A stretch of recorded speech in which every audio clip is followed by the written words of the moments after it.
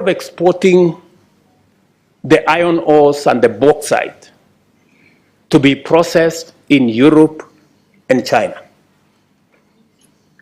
if the decision was reversed so that we still get the same steel, but this time round, it is processed in Africa, you don't have to transport the ores.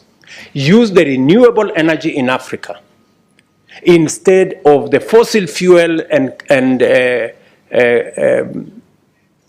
carbon energy in Europe.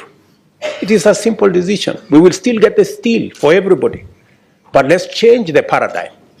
Instead of transporting iron ore and engaging in huge footprints of carbon, let us process the iron ores and the bauxite in Africa. And we are willing, once it is processed in Africa, we will sell the steel to our friends. We will do two things.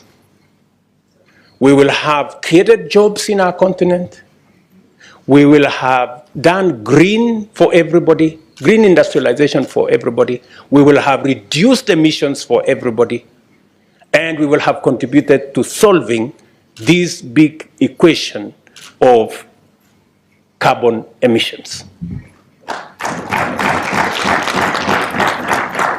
It is as simple as that. It is just as simple as that. You don't need any rocket science to, it is just as simple as it gets.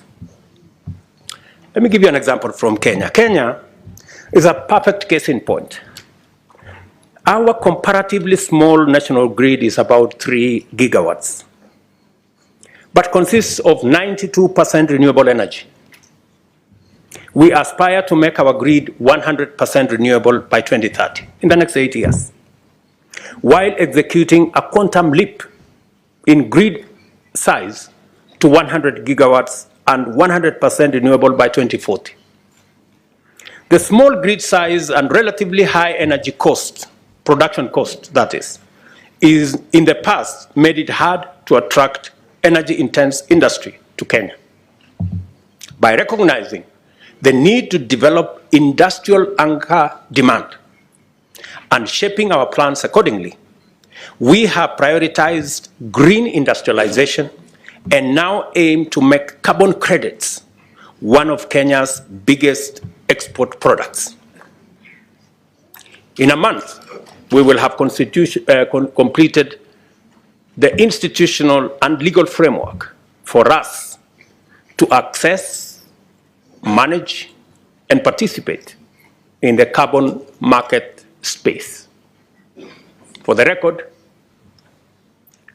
all the carbon trading in the African continent, let me say, 25% at the moment is happening in Kenya.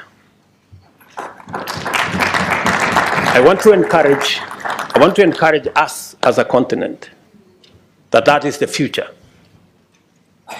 And the legislators here from different parliaments in our continent must carry this back home.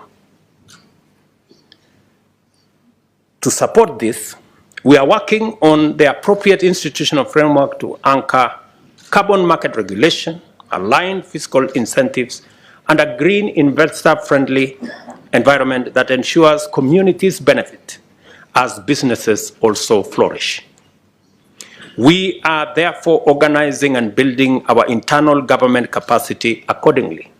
And I dare say every other government, every other parliament must begin to internalize and to work along this line.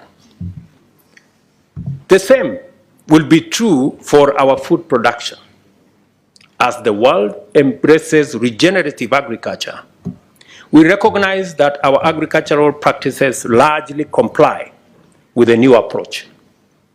We must therefore commit to apply productive technologies driven by renewable energy, such as solar-powered irrigation, along with resilient seed varieties.